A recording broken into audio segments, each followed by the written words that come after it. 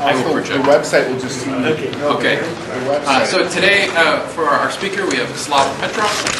Slav did a lot of really great work at Berkeley with Dan Klein, a lot of work in parsing and structure learning.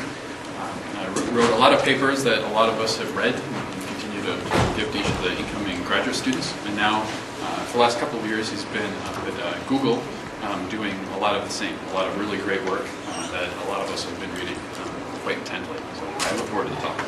Thanks, man, and thank you for having me.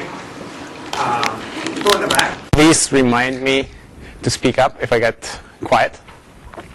So I gave this talk a fairly long title, Fast, Accurate, and Robust Multilingual Syntactic Analysis. And I'll try to cover all the aspects of it. We'll talk about fast and accurate parsing first, then robustness in terms of domain and task adaptation, and then how we can build parsers for other languages. And this is work that I've done at Google with Ryan McDonald as like one of my primary collaborators, but then Dipanjan Das and Sasha Rash as interns, as well as Keith Hall, Michael Ringard, Terry Kuhn, and Modanchak, and we call ourselves the parsing team at Google. So, first as a general intro, why parsing? Well, Google's mission is to organize the world's information and make it universally accessible. And right now, we just do keyword-based search, and it's a very useful service. As all I don't need to tell you, but I think we should be more ambitious. We should try to do things like question answering. And questions can come in various types. So there's simple fact-seeking queries, like what's the capital of Wyoming? But the questions can also be harder and be of the type of which painkillers don't upset the stomach. So here, we're unlikely to just find a web page that has the answer. We might have to collect information from different sources and aggregate it and do some inference. And then there are also open-ended questions, like what are the main issues in the global warming debate, where there's no clear-cut answer that we can present. And so it will take a while till we get to the last ones, but hopefully we can start tackling the easy ones that are fact-seeking. And already in 2005, I took the screenshot with this question, what is the capital of Wyoming? And Google was starting to get into the space and giving a definition. Now we're much more confident, and we actually have the best guess for Wyoming capital is Cheyenne, and give you some sources.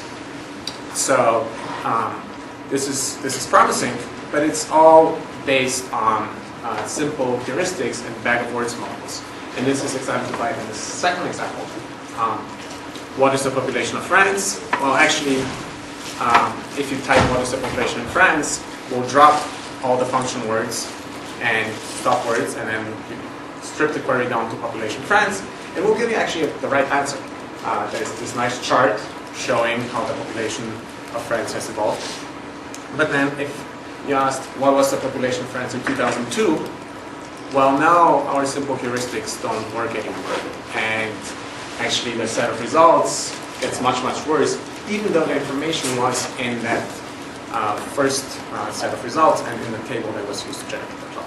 And that's because we don't actually really process the structure of the queries and analyze the question, but just look for keyword overlap. And I would like us to move beyond that and look at the structure of sentences.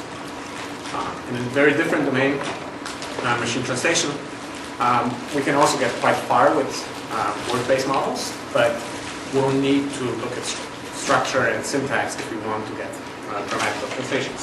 So for French, things work quite well.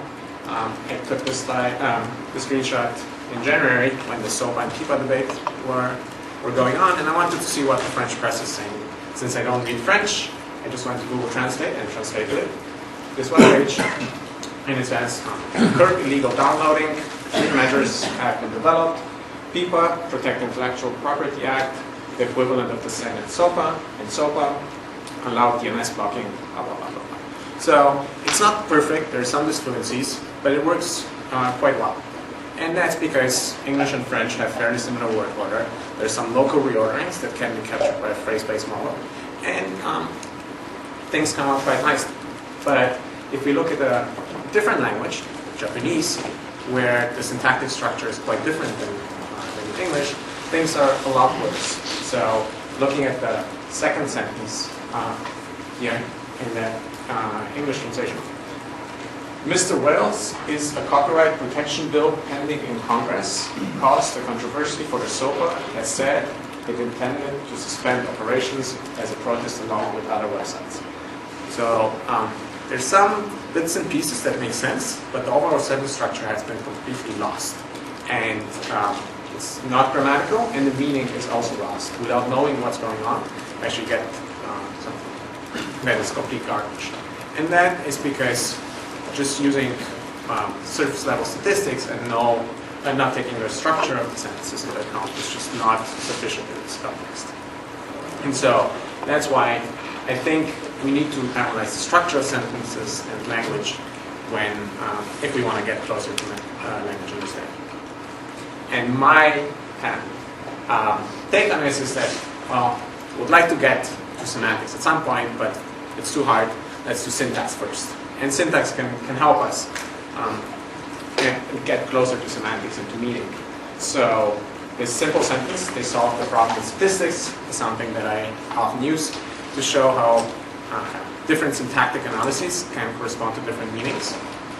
And so to make it very clear, there's the one reading, which is probably the more obvious one. They solve the problem. So a problem is being solved, and statistics are being used to solve it.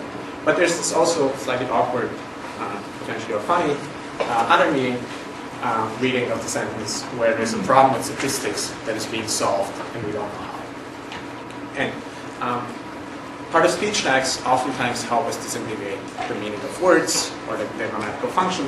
In this particular case, knowing what the verbs, nouns, and prepositions are is actually not sufficient because we need to disambiguate how this prepositional phrase with statistics attaches to the rest of the sentence.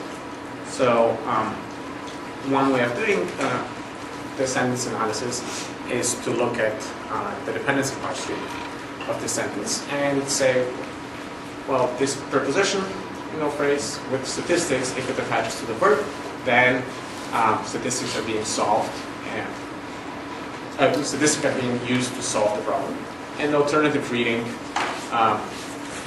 would correspond to this syntactic parse tree, where the prepositional phrase attaches to the noun phrase.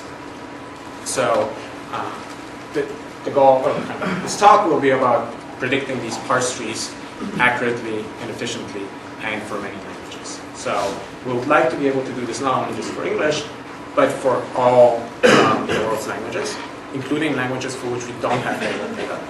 And even for the ones that we do have labeled data, it's going to be a harder problem than just training a parser for that language, because we would like to have a universal set of labels. We would like to be able to take a sentence and ask, what's the main verb? Or what is the subject of that sentence? And typically the annotations that we have from linguists, they'll differ for each language, and we need to unify them so that we can build applications that are not language specific, but can just take these sentence structures and use them to do question answering or machine translation or any type of language understanding. So the outline of the talk will be trying to cover the different parts, as I said, of the title. First we'll talk about squeezing as much information out of the labeled resources that we have and building fast and accurate models. So even though we might not have resources for all languages, I would argue that we should use the ones that we have and bootstrap off of them, because just starting from plain text and doing unsupervised grammar matching is too hard. So this work is joined with Sasha Rush, and it's actually currently in submission, so it's brand new. We'll then look a little bit at domain adaptation. So training on a newswire corpus from the 80s is not exactly representative for parsing the web or parsing documents that are supposed to get translated as a service on translate.google.com. And we'll talk about how we can use read supervision to adapt the parser for the task that is being used. And then the last part, I'll try to get to it, and if we don't get there, then I'll have to talk offline. It's going to be about multilingual tag parser projection from one page to another. So, is everybody with me so far? And please feel free to stop me and ask questions. This doesn't have to be just a lecture. Alright, so the way I see dependency parsing, how it's structured roughly in two types of approaches. There are a few others, but to simplify things, there are transition-based parsers that are typically greedy in nature, and they're fast because they process the sentence left to right, maybe keeping a small bean. But they're quite accurate and give us the benefit of high speed. And then there are graph-based parsers that are slower because they run an exhaustive inference algorithm and typically use dynamic programming. They allow higher order factorizations, so they can be at the end more accurate. But unfortunately, they're significantly slower. So without taking the proportion exactly into account, just as a sketch, if we plot speed over accuracy, a greedy deterministic shift-reduced parser is linear time, and the bottom left of this graph. If we introduce a bean and higher order features, depending on the size of the bean, k, even though it's still linear, the k can play a big role since the sentences are typically of length 20, so if k is 60, it's actually at least cubic, at least quadratic. Then when we go to graph-based parsers, first order and second order parsers have cubic time algorithms, but because of the feature cost, the second order are of course slower. And then third order parsers are probably the most accurate ones that we have these days, but they're n to the fourth really slow. And so what we'd like to have is something that is as fast as as accurate as the most accurate models, the third order models that we know how to build, but is at the speed of a k-best shift-reduced parser. And so doing this, getting an exact algorithm for this is unlikely to exist. So we'll need to sacrifice exactness and settle for an approximate solution that exploits the problem structure to the best. Yeah. What do you mean by first order and second order? Oh, the factorizations, like whether you have just features over arcs or over like over a pair of words, or whether you take the siblings, grandparents, and whatnot. And on this graph, by speed you mean time, right? Where the longer, the slower ones are on the right? Yes. Okay. Yes, actually it should be time. Yes. Okay. Wrong answers here. So we already saw some dependency parse trees, but just to make things a little more explicit and to introduce this matrix location that I'll use. When we are trying to find the most likely parse tree, we're going to be examining pairs of words and computing scores for an arc that goes from the head to the modifier. And this can be visualized in the form of a matrix, where the arc from when to as corresponds to this entry in the matrix, and we can compute a score for that.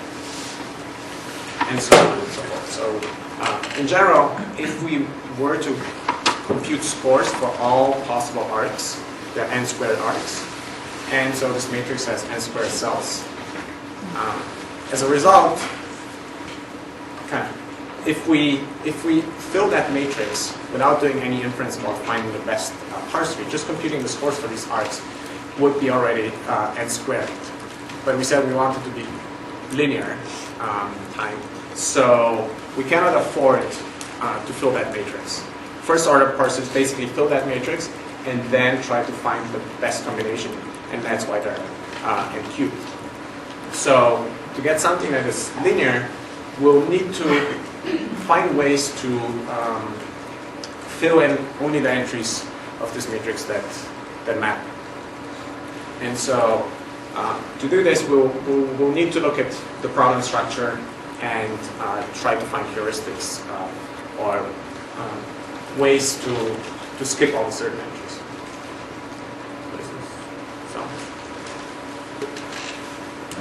Okay, so Sometimes there's something here that fixes it.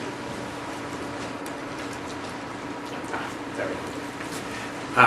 So one thing we can do is just go through our training data and look at the lengths of the arcs that occur.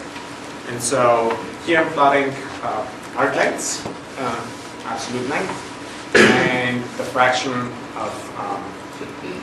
of times for particular part of speech tags.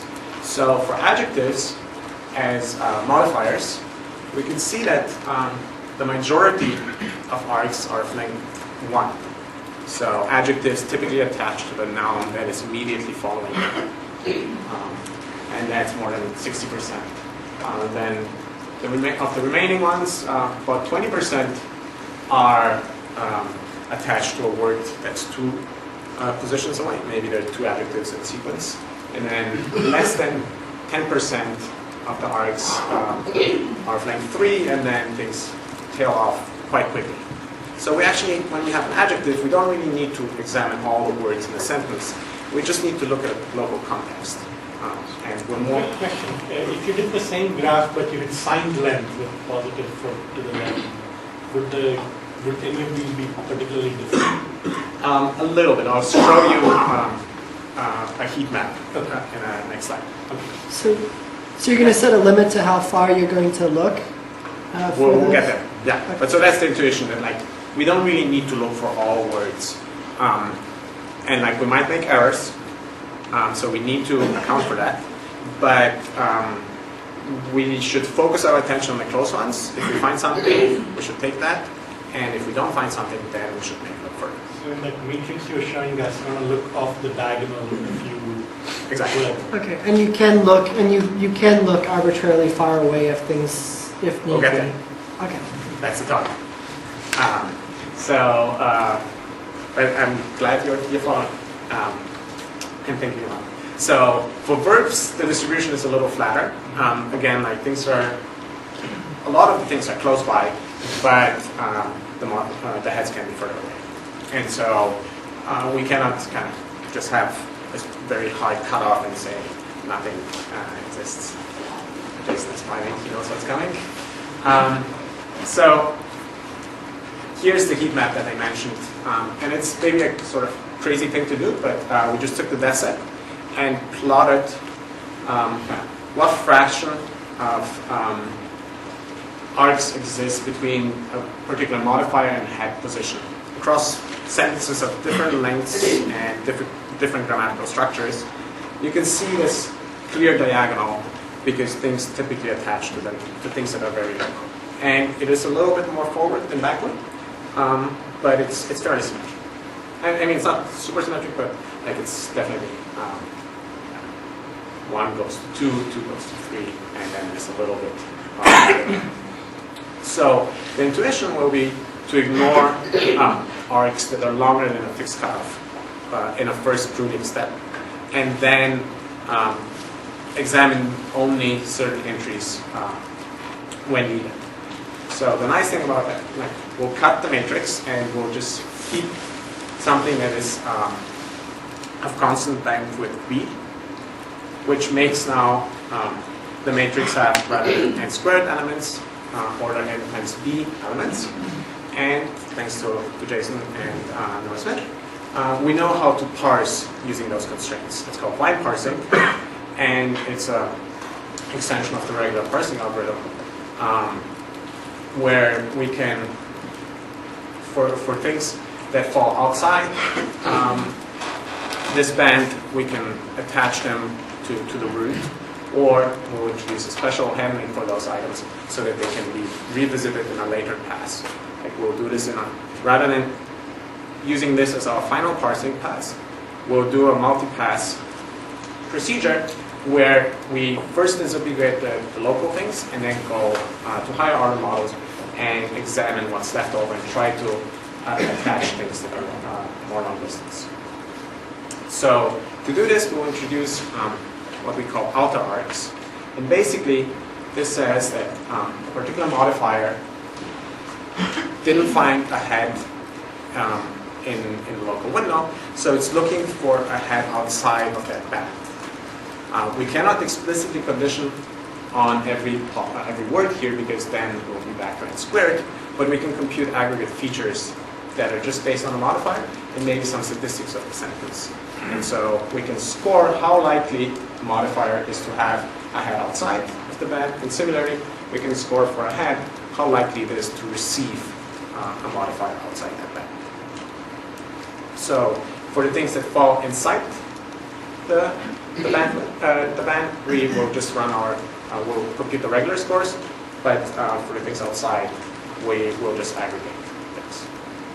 So once we have run the algorithm for this particular sentence, as required near times 1 while, we might end up with a pruning mask that looks like this.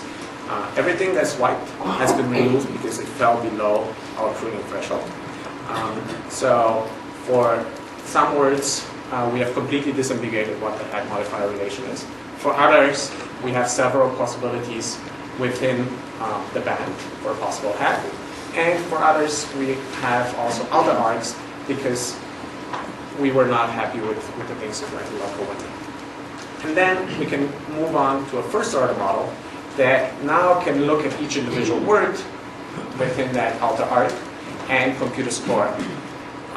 Run global inference on the remaining things, figure out what the best structure is, and either extract the one best parse tree, or again, prune and move on to a second order model, where again we've removed additional arcs that have a low score under the first order model, for example this arc, and go to the second order model and keep on. So, because in each step we remove parts of the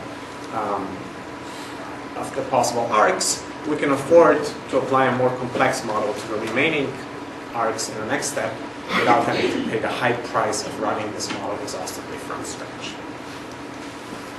So without going So earlier when Chris asked you what the first order and second order were, I didn't understand your answer and I didn't think it mattered. But now it looks like it matters. So could you explain that again? It's not really, so this figure doesn't really do justice, doesn't really show. And I mean, I'm not sure I have enough time to kind of go into the details of describing the parsing algorithm. But basically, in first order parsing, you look only at the pair of words, the head and the modifier, and you can have features, and you have features over the part of speech tags, the word, and then maybe about the feature, the words in between them. And your dynamic program is trying to stitch together a sentence just looking at a parse tree from these arcs. In the second order parsing algorithm, your dynamic programming items are not individual arcs, but they are arcs with a sibling attached to them. And so you have more information and more things that you can condition your features on. But your dynamic programming search space is also significantly larger. And so, therefore, inference is more costly. Okay, great. Yeah. So, since you'll be looking outside of the band, your worst case performance is still the same as in the exhaustive parser, right? Well, so unless we prune, like for example here for wild, like we pruned all these words as possible heads, because there was no other arc that was predicted. So we can make a search error if the gold head was in. But there's no guarantee that you'll prune. It's a very bad example that your parser is really confused. You may end up still looking at the only square possible. You mean the opposite? Like we might not prune anything? Yeah. No, so we'll get there. I will just give you the kind of the highlight. We'll prune a certain amount. We haven't looked at kind of whether we can give asymptotic guarantees that will reduce the complexity, but in practice, we definitely go down to linear. And because we prune at least half of the entries, like it is unlikely that we'll just be left over with all algorithms. But the count is still the same asymptotic performance. That's what I'm saying. Like, it's hard to show something asymptotically, But average performance. but average performance is much better. And then putting it just based on max marginals. Yes. So kind of. There we go. So it's max marginals with structure prediction states the next 3 slides. So rather than using posteriors, we'll compute max marginals. So the map parse score, the most likely, basically the Viterbi derivation has particular score, and the max marginal for an arc is going to be the highest score of a parse tree that has that particular arc. And so, and we can compute max marginals for the alpha arcs in a similar way by saying what's the most likely parse tree with any arc, with an alpha arc in this particular position. And we'll train to minimize the pruning loss. So David Weiss and Van Tasker had this nice paper for sequence modeling, and we're extending it here to parsing. So rather than training for one best prediction, the models that will be used for pruning will try to optimize them to minimize the pruning error. So the way that we'll set the pruning threshold can be written down in math, where we have the map score and a convex combination of the map score and the average max marginal. I think it's much nicer to look at the plot. So basically, the map score is going to be at the max, and we're forming a convex combination of the max and the mean, and we have a parameter alpha that allows us to trade off efficiency for kind of running the risk of making a pruning error. If we set alpha to 0, we'll keep half of the max marginals, so we'll keep half of the chart. If we set alpha to 1, we'll keep only the one best derivation, and we'll probably, I think in our experiments we ended up using something like alpha 0.6, so we will prune the majority of the entries, and our training objective is going to try to push the gold label above the threshold. It's not going to try to make it the one best necessarily, but it just wants it to survive. And here's the training objective. It's the same one as in Weiss and Tasker, and I'm happy to talk about it offline, but in the interest of covering more topics, I decided to just give you the intuition. So the goal is to filter as many arcs as possible without removing the gold arc.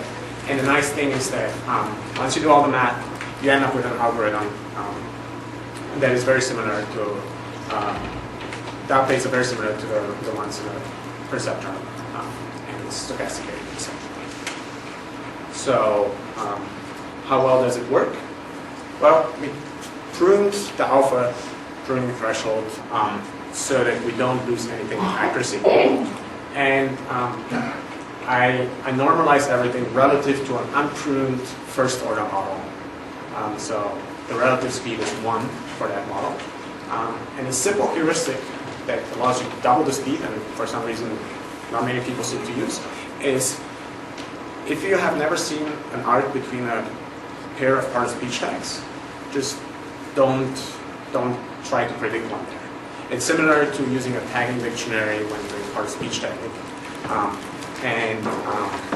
It introduces no search error because the model usually never predicts such arcs anyways, and it gives you a 2-fold speed up.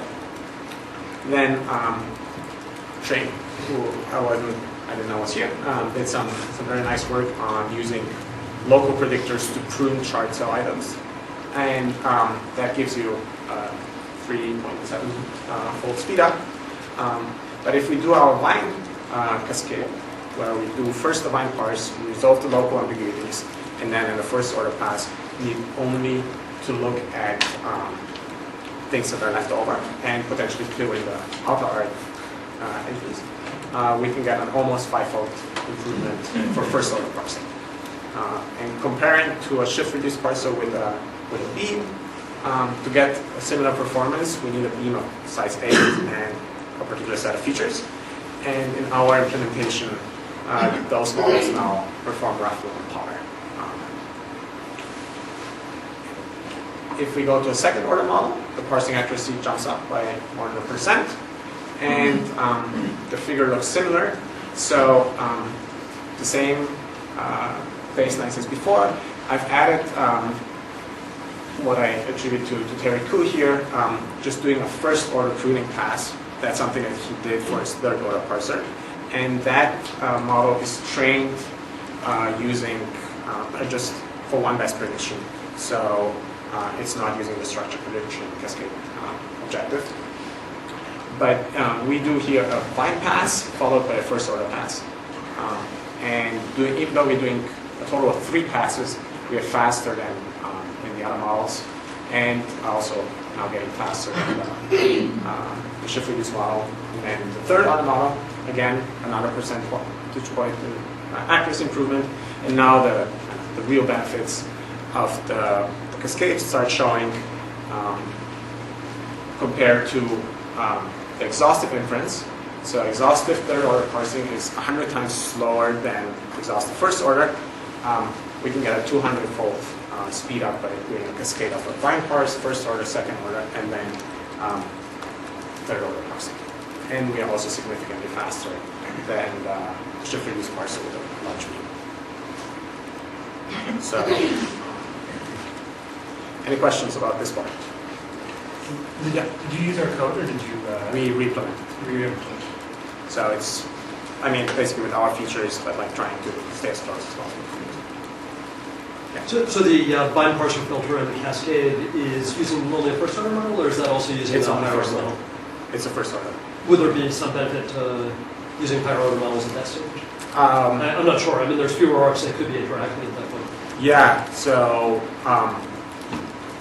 my intuition is that it wouldn't be, but I mean, one thing that I'm not too happy about this model right now is that I didn't talk at all about the features. And the features that you use for one best prediction might be different than the ones you want to use for pruning. And similarly, when you add more features, your model gets more expensive. So we have a slightly reduced set from basically the features from McDonald. Ryan's work is what we use for pruning, and then Terry Koo has introduced a bunch of additional features which we use for the final models. And so I think there's some space of kind of trying to figure out what features to use, and maybe to do a second order bind pass might help. There's some free parameters that we can tune, and there's unfortunately no automatic way for now to do that.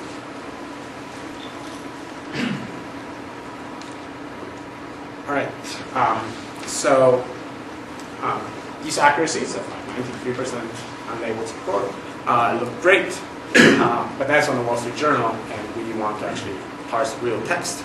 So if we evaluate on some out-of-domain test sets, and I'm showing the greedy first order K-best and the second order model, didn't have the third order models offhand. So when we go to the Brown corpus, or there's this British national corpus, a football forums data, or a question tree bank, the accuracies go down significantly. And for whatever reason, parsing community always complains that we overfitting to the Wall Street Journal, but very few people evaluate actually on these other data sets. Part of the reason I think is that some of these are not so well known, they were not professionally annotated by the LDC, and so people might not trust them. But I think it's important to look at real test sets, and so hopefully some of you have heard it. We as in Google, funded the LDC to create a web corpus, and we're organizing a shared task. So a plug here. There will be a Google Web Tree Bank, which contains 5 web domains: blogs, news groups, reviews, emails, and question answering. It was annotated by the LDC, so the same people who did the Penn Tree Bank, according to the same guidelines. And for each domain, we picked, about 2,000 sentences were annotated, and there's a large pool of unannotated sentences of at least 100,000 per domain from the same sample that can be used for semi-supervised learning. And we're organizing a shared task, and if you want the data, you can get it now. And just to finish my thought, and it's going to be otherwise released through the LDC in the summer, so you should get it. Yeah. Yeah. So I just wanted to make sure so that the two different things that we see here are not just the accuracy generally with things, but actually the accuracy of different models. Yeah, I forgot to make that point. So the second order model is more accurate than the K-best model on the Wall Street Journal, but on the out-of-domain data, this difference can flip and kind of shows that graph-based models are pretty good at memorizing the Wall Street Journal, but might not generalize as well. In that particular setup with the particular features and learning of it might change. I don't think it's a model problem. I think it's for this particular. And so that's why just trying to get the highest number on the Wall Street Journal might not be actually the best thing to do if you want to reuse this. Are the football and QTV Cobra part of the Google Web? No. So where did you get the full stuff? So the football corpus is something that Jennifer Foster did. She had a NACO 2010 paper. I'm not sure she has released it on her webpage, but if you email her, she'll get it to you. And the question tree bank is also somebody from Dublin, John Judge, created that, and actually Chris Manning fixed it up, and he's redistributing another version on his webpage, or on the Stanford webpage. And BNC is also something that Jennifer Foster did. It's in Dublin. But yeah, so hopefully this will become de facto standard test in the future. But when we kind of started using the parsers at Google, one of the first places that we used them was in machine translation. And the idea goes through Michael Collins and has been followed up by many people. Probably some of you here in the room have used this idea that instead of going all the way to incorporating syntax into the decoding model, a simple way of getting some of the benefits of syntax from machine translation is to do so-called pre-ordering. So we'll parse the sentence and then we'll apply a set of handwritten or automatically learned rules to change the word order. For example, in Japanese, the verb tends to be at the end. So we'll move it to the end. We'll create this English sentence in a target word order, and we'll then translate it. And this tends to work better than straight phrase-based translation, and allows us to kind of, in a cheap way, incorporate syntax. So we started looking at this task, and kind of the machine translation team at the same time was looking at different evaluation metrics, and they found that this reordering score, which basically measures how well can we change the word order, correlates very well with subjective evaluations on the final translation task. Basically saying that after you have reordered for Japanese English translation, the translation process introduces errors, but they can be factored out to a certain extent, and it's really important to just get the word order right. So we are working with them, and we looked at the reordering score on a particular set of 5,000 hand-annotated sentences. And this is sort of the progress that we've made over the last year and a half, actually, the last summer, just from changing the parser, keeping everything else constant. Measuring on machine translation quality, this gave an improvement of 1 to 1.5 blue points. But in the subjective evals, the improvements were even bigger. And I'm not going to be able to talk about all the steps because of lack of time, but I will just give you some of the highlights. We started off by using shift-reduced parser. Vanilla shift-reduced parser trained on the Wall Street Journal. We moved over to a K-best transition-based parser, which has a high accuracy, and that gave a big improvement. We then did what we call uptraining, using my thesis parser to generate noisy training data that is in domain and it's not correct, but it's a little bit more accurate than the one from the transition parser, and train on that. That helped. We then did what we call targeted uptraining, where we used the reordering data as implicit feedback, and that gave a big bump. Switching just to a case-insensitive model, actually an important thing to do. We realized that quite late, but it helped. And adding more of the reordering data that was annotated by bilingual speakers, but is much cheaper to generate than data annotated with full parse trees. Again, and then what I want to talk about is this augmented loss perceptron training idea for adapting the parser to the task. So, I assume everybody's familiar with the basic perceptron. So, in perceptron training, we take our current model parameters, predict the most likely output for the current input, and do an update to the parameter vector to make a mistake.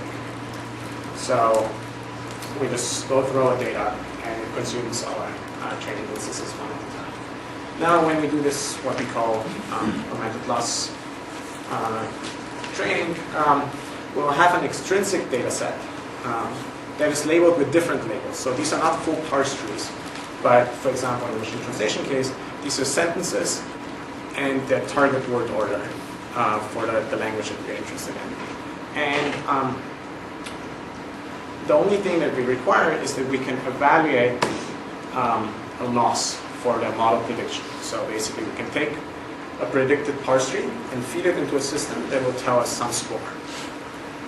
And this loss function doesn't need to decompose at all according to the model structure, or even the output spaces don't need to be the same, because in this case, we're looking at reordered sentences. We don't really care about the parse tree. And so then we'll iterate between training on the intrinsic data and picking up examples from the extrinsic. So to make it more explicit, when we pick up an extrinsic data example, we'll produce model predictions, and this can be just samples from the model, or in our particular case, a k-best list of parse trees. We can then feed them into the reordering component and get the reordered sentence, which we then can evaluate on the manually annotated data. And so we can see whether the one best model prediction gives us the best reordering score, or maybe if the third best parse tree actually produces a better reordering score. The parse trees themselves don't really matter in this process because we only use them as an intermediate representation.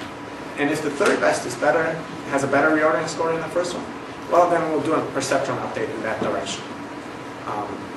And so we'll bypass computing gradients by using the perceptron, and by using a k-best list, we can get away with not making any assumptions about the loss function. So, using 5,000 sentences that have been labeled with their target word order, and the Wall Street Journal as a training set, we can see that mixing the standard training with this is the update scheme, how many examples of intrinsic data we pick up for each intrinsic data point. We see that for exact match, we can improve from 35 to 39. And for the fuzzy reordering score, and what fraction of words end up in the correct order, we also improve from 76 to 78. And as I showed on an earlier plot, even for the the fancy system that had been trained on a bunch of other different data sets, we still get a measurable improvement.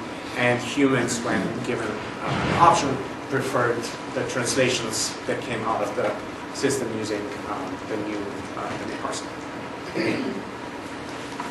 So how does that affect your other vector function, which would just be parse? So I don't have the numbers in the slides.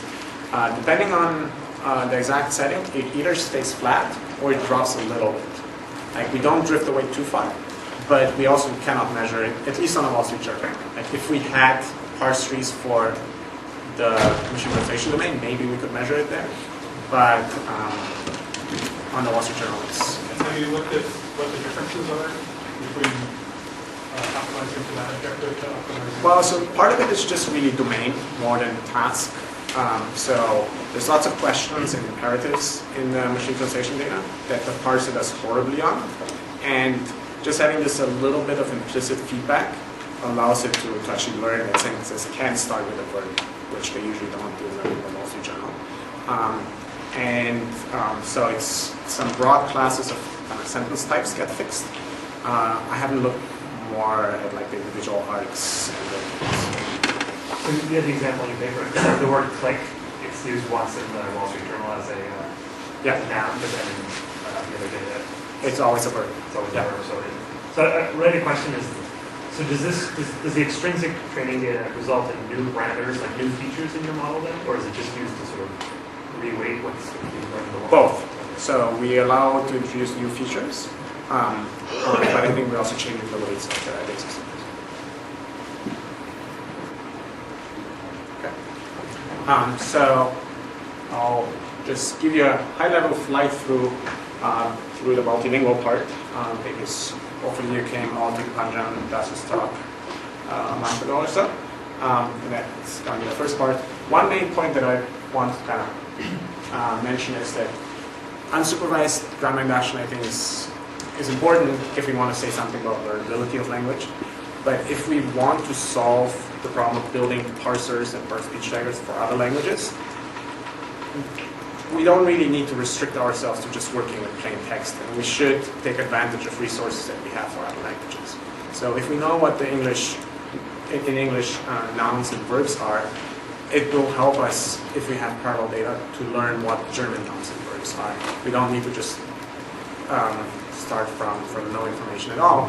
And so the approach that we are following is to use supervised systems in English and in multiple languages if possible, plus parallel text and learning to build a foreign language system.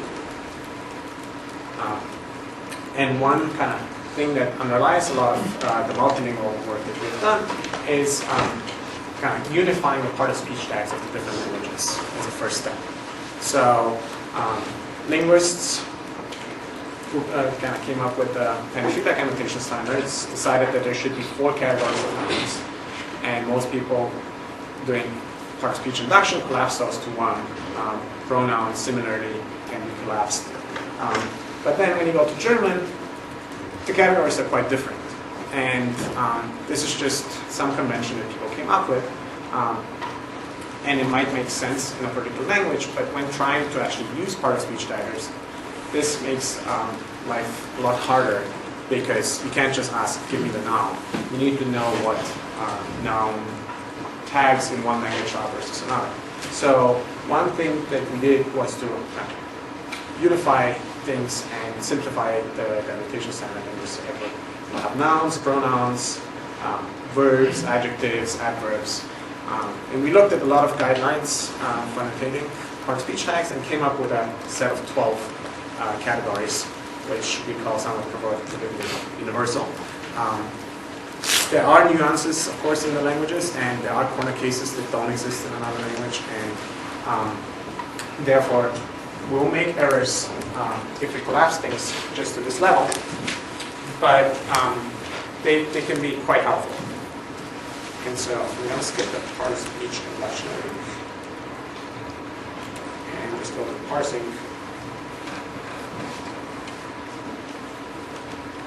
So, and they allow us, to show you how useful they are, they allow us to bridge parsing systems from one language to another.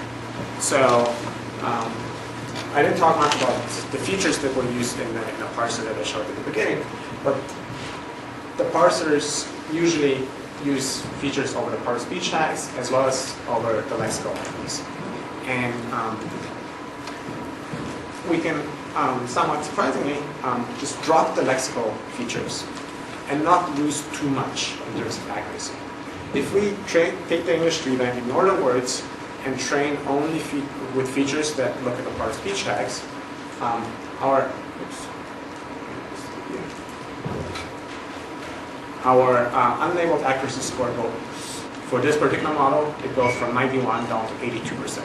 So it's a significant drop, but at the same time, it's not as large as one might think. For what task? This is part of speech tagging, parsing, where you only have the part of speech tag sequence. You don't know what the actual words are. And furthermore, you don't have the language-specific ones, like the 45 for English. You only have these 12 categories, like noun and verb. Well, now what you can do, and this idea goes to some work that Phil Resnick did, is you can take this model, and it doesn't really know anything explicitly about English. It knows about the English word order, but you can take a Greek sentence, and if you have a part of speech tagger, you can part of speech tag it, throw away the Greek words, and then just feed it to the parser. And even though this might sound like a crazy idea, it actually works much, much better than all unsupervised work by a large margin. So this is kind of the starting point for the parser projection work that we did. And because I skipped it, but because we have part of speech taggers that were projected from one language to another, we do actually have part of speech taggers for all languages. So I would think that when you're moving from one language to another, although you might some of the information about which parts of speech tend to be dependents of which other ones, you might have higher uncertainty about those things if you were doing something Bayesian, or treat that, I guess, by doing re-estimation on the new language. I would also think that you might want to back off from the direction of attachment. So that might be somewhat common across languages, but it's surprising to me that this works without doing any of that. So there will be some learning on top of it, and it goes into that direction, kind of trying to fix up systematic changes. And I think how you do the learning then becomes an interesting problem, and I think I guess the question is what goes when you switch to, what happens when you take your English parser and you use that on a language that has postpositions instead of prepositions, and the thing has never actually seen a postposition before. So you can change the features to just look at distance rather than direction. Okay, that's my question. But even without that, like if you have an adjective and you've seen adjectives only precede nouns, if there's no other noun, what is the parser going to do? It's going to attach it to the noun even if it's on the one side. Well, it depends on how you back off. Yeah, but like basically it tends to work surprisingly well, because as long as things are local, if things like the global word order changes, things go down a little more. But kind of as a starting point, it's much better than using a DMD type model or something like that. And so this is using this is like a first order parser with the McDonald kind of. It's actually a shift reduce parser that we use just because it's faster to train. The results go up a little bit if you use a graph-based parser like a listy parser. And it's really just kind of the first step of investigation. There's a lot of more interesting models that you can do and kind of evasion about maybe just treating things as a prior. But like this is sort of the starting point. What we then do is actually kind of projective transfer. What we call is we use the augmented loss perceptron framework, and for the reference to Rebecca Huang here, was on the other side that I deleted. So what we do is we'll take the delexicalized parser, and we'll take a state-of-the-art English parser and parallel data with word alignments, and then we'll parse the English side with the best parser that we have, and then we'll take a k-best list of predicted parsers from the delexicalized parser, and compute a score of how many arcs agree. So there are 3 arcs that agree with the word alignments and the arc on the other side of English. And there's one that violates it, and then one that is unaligned, so it doesn't give us a score. And that gives us a utility which we can then turn into a loss by just taking the negative and then update towards it. So if the word alignments are good, we'll learn to flip things. And we can then also re-lexicalize the model in that step and reintroduce lexical features now of the Greek side, which also helps. So here are a set of results for 8 languages from Europol, Danish, German, Greek, and so on and so forth. DMV is the Klein and Manning unsupervised work. And then just a plain delexicalized transfer without any learning guesses to the green line. Doing the learning on top gives us a couple of percentage points, And this is using projected part-of-speech tags, the same results, basically hold for gold part-of-speech tags, but everything's a little higher. And this is also kind of evaluating on the standard for that particular language. So if the annotation standards differ, things will be quite different. Yeah. So these are all, if I get the language tags right, these are all either Germanic or Yeah. Romance. And one might think that the language is a little further afield, say Japanese or Korean. Yeah. Valid point, valid concern. The numbers go down. We have them in the paper. They're still better than the DMV numbers usually, but they are a lot lower, and we're not going to get to 100% that way. One thing that helps, actually it's on this slide. So basically here, this is just averaging, and this one also full sentence lengths. Not only 10 words like most prior work has done. But so compared to Nassim's work in averaging on the same set of European languages, when we do delexicalized transfer, then learning on top, one thing that we can, a simple heuristic is what we call multi-language lexicalized and multi-language lexicalized plus projection, is we just take all the tree vectors that we have for the different languages, and we just concatenate them. Because we ignore the words anyways, and the part-of-speech tags are unified, we can just roll them in a big pool. And it's a big hack, but it actually helps because then you see more variety of how things can attach. And now like 74 compared to 57 is a much better performance than previous one. And this is with gold part-of-speech tags, and with projected, everything drops by this roughly on the same scale. It seems like there's another hack that's almost as easy and might work a lot better, which is where you have a feature on every edge saying what language it's in. And you can use, or a property of every edge, and you can use that property in conjunction with your existing features in a graph-based parser or a transition-based parser. Yeah, it's a little more expensive to compute, I guess, because you need to run multiple parsers. No, you're running one parser. It's just that the features on an English edge are different from the features on the Japanese edge. Okay, well, we doubled it if you. So it's like it's like frustratingly easy domain annotation. Yeah, it's just basically shrinkage back to common. Yeah, I don't think we tried that. I mean, one thing we tried is in the paper we have the numbers for trying to pick the best language to project from, and actually this averaging tends to work as good as an oracle that tells you which one it is.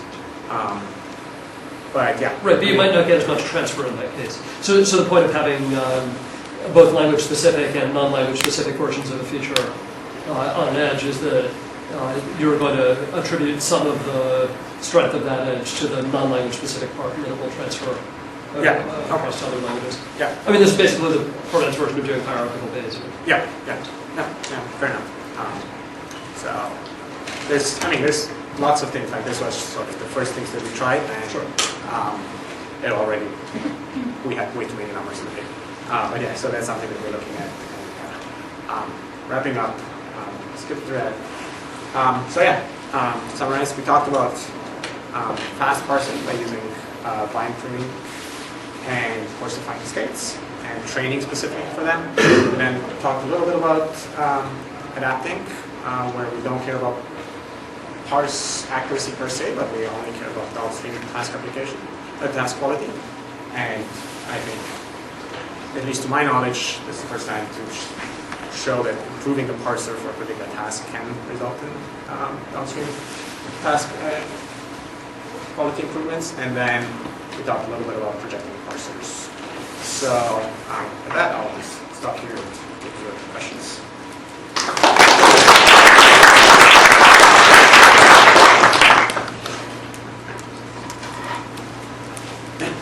So with this universal part-of-speech tag set, it seems like really the only purpose for having that is to be able to take advantage of annotated data that's been, created under a variety of different annotation guidelines. I mean, like, you wouldn't, if you really only cared about parsing, then you wouldn't want to limit yourself to this coarse range, but like to picking a particular set of 12, right? Except for the fact that you want to be able to take advantage of things that people are already annotated and Yeah, I mean, so you can kind of take advantage of it for evaluation purposes. If you're building a system and projecting, you need to somehow map Yeah. them. And the other thing is actually, if you want to use a part of speech tagger in a real information extraction system, and people do that and they do derive improvements from that, they don't want to have to learn the guidelines. They want to be able to say, I mean, a simple thing, sentiment analysis. You want to be able to get the adjectives in the language, and you don't want to know what it's called JJ or JJR. You just want to say adjective. And so, for practitioners who are actually using these systems, it makes their life a lot easier to have a unified framework. And people at Google are using it now, and before were not using it because it was just too complicated. But I think, I mean, one can definitely also think about introducing refinements using latent variables. So how do you view the universal tag sets fitting in with your other work on automatically refining or coarsening categories? It's something that I've kind of mentioned to many people, but I haven't had the time to do myself, and nobody else. I think it would be interesting to actually try using those coarse categories as a starting point, and then refine them using latent variables. And one can probably build better part of speech taggers, or at least like look at whether the model rediscovers the splits that the linguists came up for those languages. But I haven't had the time to look into it. I think if you're aware that there was this effort maybe 3 years ago, 4 years ago, with a bunch of people in India trying to develop common part of speech tags for all the Indian languages. Okay. So, I mean, they of course were going after much more linguistic detail. I mean, their tag set would probably make Mitch very happy. But I think that as a first step, they had to do what you did. They had to first identify a course set that all languages absolutely share. Okay. And then there was some, I don't know if it was hierarchical or just 2 steps, but then there was another refinement which became language specific. Okay. So yeah, I'm not aware. you might want to look at that because I don't remember what the tag set was. It was a little larger than, you had about 12 or so. Exactly. Theirs was a little bit larger, maybe 20. Okay. Do you have a reference or name? I know the person. There is someone called Kumaran. He's in Microsoft, but he's a good guy. He'll help you. So I know that there was, yeah, he will tell you. He wasn't leading the effort because he felt that if industry leads it, there will be political ramifications. Okay. But he was the mastermind. Okay. Would be good to know, yeah. Any other questions? It looks like there's people waiting to use the run. I don't know. I don't think I have a